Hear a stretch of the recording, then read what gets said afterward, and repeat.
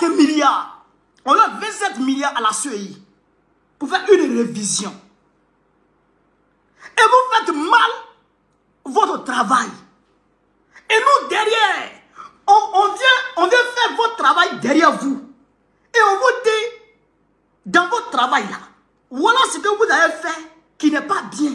Voilà ce que vous avez oublié. Ou bien voilà des erreurs, voilà des irrégularités qu'on a retenues de votre travail. Mais la CEI doit nous féliciter. La CEI doit nous dire merci. Mais la CEI ne nous dit pas merci. La CEI dit non, laisse ça. Ah bon? Donc les irrégularités là, ça vous arrange. Ça vous arrange. Et même, regardez quelque chose. Regardez quelque chose. Hier sur le plateau de NCI. Hier sur le plateau de NCI. Ils n'envoient pas la CEI. Les agents de la CEI à qui on a donné les 27 milliards pour nous faire une liste crédible qui peut épargner les Ivoiriens d'une nouvelle crise. Ce n'est pas eux qui viennent. Hein. C'est les partisans de Ouattara qui viennent et qui viennent défendre le mauvais travail de la CEI. Comment vous comprenez ça? Ça veut dire que la CEI appartient au RADP. La CEI est un organe du RADP. Alors, chers camarades d'Afrique, moi, tu me donnes le sifflet pour arbitrer un match Real de Madrid, Africa Sport d'Abidjan. Un match Real de Madrid, Africa Sport d'Abidjan. Mais penalty va dégoûter Real de Madrid. C'est-à-dire que penalty va les dégoûter. Mais à chaque mouvement, il y a des penalty. Il faut que l'Africain gagne en prix. Alors, comme ça, c'est la même chose.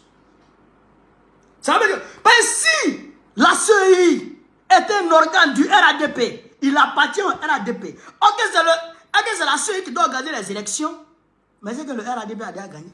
Qui peut accepter ça? Qui peut accepter ça? Mais Vinicius va se fâcher contre moi. Il va dire, mais mon frère, pourquoi depuis là tu suis penalty? Hein? Mbappé même va se fâcher.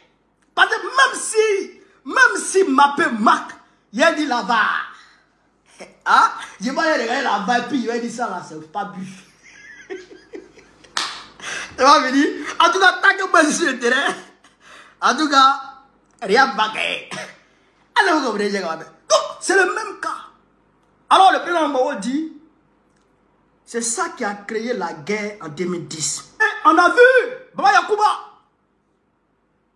On a vu Baba Yacouba qui a invalidé le porte-parole de la CEI d'alors. Il a invalidé le scrutin de la France.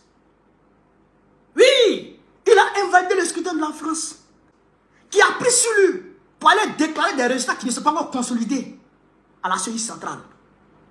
On a vu Youssou Bagayoko, président de la CEI d'alors, qui a écrit à la Cour constitutionnelle, Monsieur le président de la Cour constitutionnelle, mon délai est passé. Je ne suis plus en droit de déclarer les résultats. Parce qu'il ne pouvait plus. Lui, il a, je crois, 6 jours. Les 6 jours sont passés. Donc, il ne peut plus vis-à-vis de la loi. Quand l'ambassadeur de France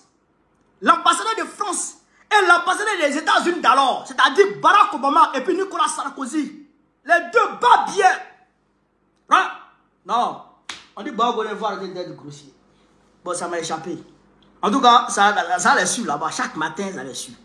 Barack Obama et puis Nicolas Sarkozy, ils sont allés prendre en otage. Ils sont allés le prendre. Fusil sur la tempe. Fusil sur la tempe. Ils ont pris ses enfants en otage. Sa famille a été prise en otage. Et ils l'envoient à l'hôtel de golf. Tu dis, Ouattara a gagné ou on te liquide. C'était un film de bandits, de voyous. Mais vous n'avez pas vu Sarkozy Sarkozy a été condamné pour voyousie. Sarkozy, il est condamné à 7 ans pour voyousie. C'est un voyou de grand chemin. Sarkozy, là, il a arraché la femme de son meilleur ami. Sarkozy, que vous voyez comme ça, là. il a arraché la femme de son meilleur ami. Le jour de son élection, le jour où il a gagné les élections pour être président en France, là, sa femme là l'a quitté le même jour. Parce qu'il allait tromper la femme là encore avec une petite fille. Ça veut dire que c'est un bandit de grand chemin. Ça veut dire que ouais, comme ça là. Donc, Sarkozy et puis Barack Obama. Barack Obama, l'arnaque du 21e siècle. Barack Obama, c'est l'arnaque du 21e siècle. Nous, tous les Noirs, on pensait qu'il venait pour notre bien. Ah, c'est un maudit délinquant. Hein? Il n'y a pas encore un président, un président américain qui a fait plus de mal aux Africains que Barack Obama, je ne vois pas dans l'histoire. Peut-être que ça peut exister, hein? Moi je ne vois pas. Un président américain qui a fait plus de mal à l'Afrique que Barack Obama, bon, je ne vois pas. Je ne vois pas. On va dire Bush, dans le Moyen-Orient, il a fait du mal, il a fait sale. Mais en Afrique, Bush même, là, il s'est abstenu de faire ce genre de mal aux Africains. Mais c'est Barack Obama qui a fait ce mal aux Africains. Vous comprenez? Donc, pour éviter que ce qui s'est passé en 2010 se répète en 2025, le président Obama dit, on sort de cette CEI et on va combattre cette CEI pour que son pied se redresse. En d'autres termes, ça veut dire, on va exiger non seulement la réinscription du président Laurent Gbagbo, celle de Guillaume Soro, celle de Charles Blé Goudé, celle de tout. En fait, une élection inclusive déjà. On va exiger ça d'abord. D'abord. Après ça, on va exiger l'audit international de la CEI. Vous voyez maintenant, quand en 2010, le président Gbagbo a demandé aux gens, à la communauté internationale de venir récolter les voix, ils ont refusé, non? On dit de soumettre à audit international la CEI là. Les mêmes refusent. Vous avez vu, non? Vous avez vu, non? Donc, au lieu d'organiser, au lieu d'attendre une crise post-électorale, on préfère avoir une crise pré-électorale.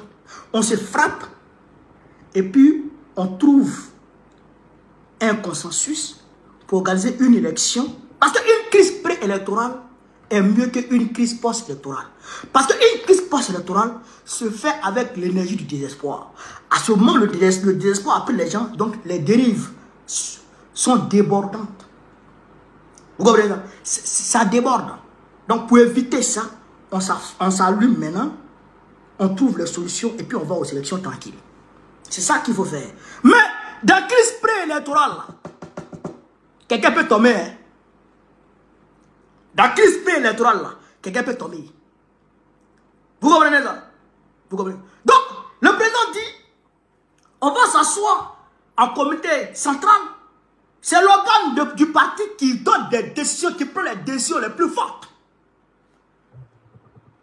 C'est l'organe du parti qui prend les décisions les plus fortes. Donc, on va aller s'asseoir et puis on va décider de la marche à suivre. Est-ce que on lance des manifestations en même temps ou bien on donne un délai au pouvoir en place pour nous trouver, pour ouvrir un dialogue direct, sans quoi on rentre en mouvement. Et vous avez vu, moi-même j'ai pensé que c'était d'un commun accord que le PPACI et le PDCI avaient décidé de se retirer. Mais ils ne savaient pas que on avait parlé par télépathie.